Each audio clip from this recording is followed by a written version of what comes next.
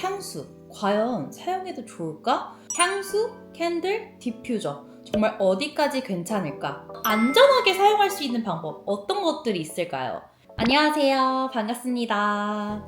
오늘 처음 이렇게 인사를 드리게 된 10년차 조향사 전현선이라고 합니다. 저는 일단 향을 기반으로 하는 로우 바이브라고 하는 브랜드를 운영을 하고 있습니다. 바디워시, 바디로션, 핸드워시, 그리고 향수, 또 룸스프레이, 생활화학 제품, 기타 등등을 만들어서 소비자한테 납품도 하고 있고, 또 하나로는 제가 지금 향에 대한 기초를 다지시는 분들에게 이런 강의를 제공하고 있는 역할도 하고 있고, 또 각 클라이언트들이 의뢰하는 조향을 직접 조향을 여러 가지를 한 다음에 제공을 하는 그런 프리랜서 조향사의 역할을 하고 있습니다. 제가 이제 두 아이를 임신하고 출산하는 과정 중에서 향수 과연 사용해도 좋을까? 난 향을 정말 좋아하는 사람인데 진짜 임신하면 향을 못 쓰는 걸까?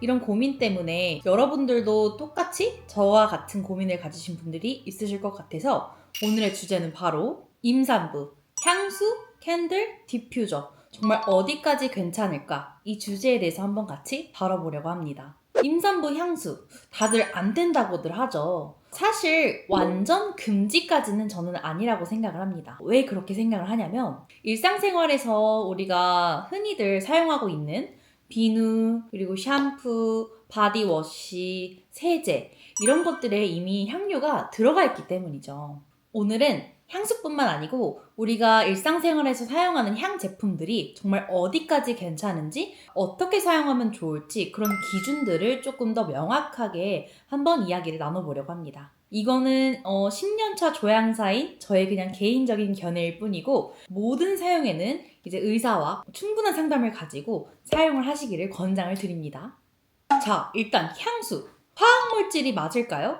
네, 맞습니다. 향수를 좀 자세히 들여다본다면 향수의 구성물은 향료, 향수 베이스 이 두 가지가 결합되어서 이제 만나는 것이에요. 근데 이제 여기서 우리가 중요하게 봐야 될 것은 바로 이 향료라고 하는 이 화학 물질인데요. 임산부가 이것 때문에 왜 우리가 민감하게 반응하는지 이제 바로 호르몬과 연결이 되는데 이유가 있습니다. 실제로 제가 저의 사례를 한번 설명을 해볼 건데요. 아까 전에 향에 대해서 여러 가지를 가르치는 것도 한다고 말씀을 드렸잖아요.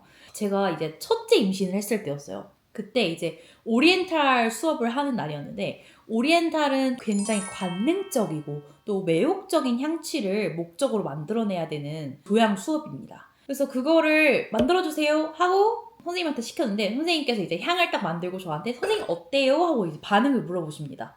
시향지를 들고 딱 맡았는데 정말 드라마에서 본 것처럼 제가 약간 올라왔었어요. 그래서 이게 확실히 임신을 하면 호르몬적으로 정말 변화가 있구나라는 것을 그때 정말 제가 느끼게 되었고요. 그날 딱 병원에 가서 의사 선생님께 여쭤봤습니다. 선생님, 제가 직업이 조향사인데 향을 이렇게 많이 다루는 것에 대해서 어떻게 생각하시나요? 이렇게 여쭤봤는데 의사 선생님께서 근데 현서님 혹시 샴푸는 사용 안 하시나요? 샴푸에도 똑같이 들어가 있습니다. 이렇게 말씀을 해주셨어요. 그래서 저는 지금 와서 생각을 해보면 샴푸를 매일매일 쓰는 것과 그거를 맡았던 것은 사실 크게 별반 다를 게 없었을 것 같은데 라는 생각을 했어요. 그리고 오히려 좀 합성향보다는 임산부인 경우에는 저는 천연이 조금 더 위험할 거라는 생각을 해요. 천연 같은 경우에는 자궁 수축을 하는 향기들이 여러 가지가 있기 때문에 천연 향료를 사용하실 때 오히려 이게 자궁 수축을 일으키는 향인지 그런 것들을 좀 한 번 더 면밀히 확인을 해보시고 사용을 하시는 게 좋을 것 같아요. 그래서 좀 천연향을 유의하시고 여러 가지 방면을 통해서 사용을 하는 건 괜찮다. 그리고 더 예민할 수밖에 없는 이유가 또 하나 있습니다. 엄청나게 중요한 것 중에 하나죠. 바로 입덧. 입덧은 진짜 제가 어떻게 할래야 할 수 있는 영역이 저는 아니라고 생각하는데요. 실제로 제가 임신을 하고 이제 출산을 하면서 저는 임신 초기부터 이제 만출할 때까지 계속 입덧을 했었어요. 이런 것들 때문에 우리가 조금 더 향에 예민하지 않나 싶습니다. 자, 그러면 사실 일상생활에서 접하는 향이 저희가 되게 여러 가지가 있잖아요. 향수도 있고 캔들도 있고, 그리고 일상생활에서 제일 많이 쓰는 디퓨저 저는 크게 세 가지로 좀 이야기를 나눠보고 싶은데요. 이 세 가지는 부양률이 차이가 좀 있습니다. 보통 향수는 10%대에서 한 18% 정도의 부양률을 가진 향기 제품이고요.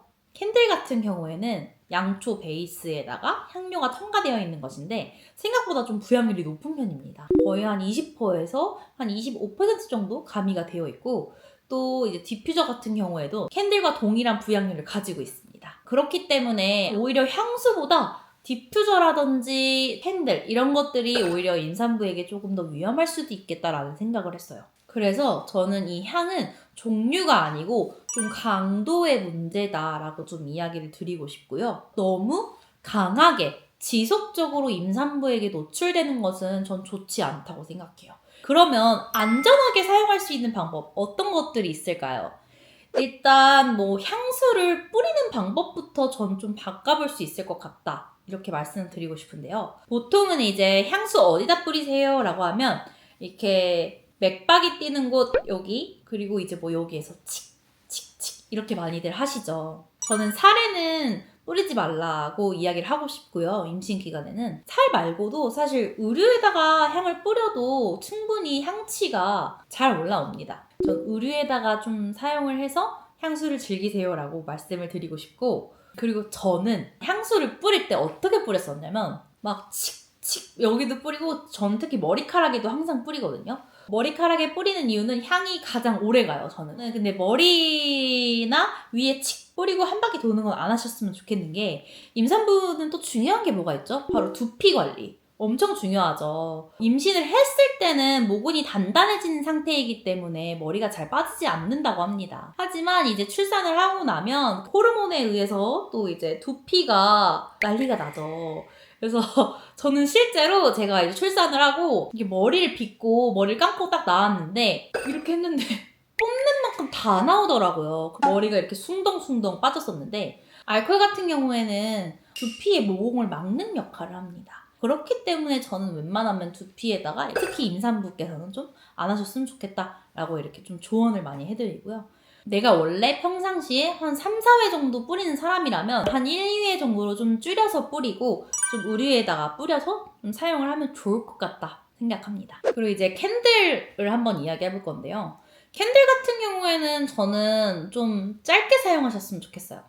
저는 사실 불을 붙여서 연소를 하는 걸 그렇게 추천하지는 않아요. 하지만 이제 우리가 음식을 하거나 그럴 때 잡내 잡는 데는 사실 캔들만큼 좋은 게 없죠. 그래서 다들 많이들 사용하시는데 어쨌든 불을 태워서 연소를 하게 되면 여러 가지 화학물질과 함께 재가 같이 이렇게 섞이면서 그런 것들이 호흡기로 들어오면 저는 그렇게 좋지는 않을 거라고 생각하거든요. 굳이 그렇게 사용하실 바에는 워머를 사용하시는 게 좋은데 워머도 마찬가지로 캔들을 워머에 데펴보시면 향이 정말 공간을 싹 다 메워요. 저는 이렇게 강한 향은 좀 피하셨으면 좋겠기 때문에 캔들은 그냥 정말 너무 좋아하지 않는 이상 좀 사용을 줄이셨으면 좋겠다. 그리고 디퓨저 같은 경우에는 줄일 수 있는 방법이 있어요.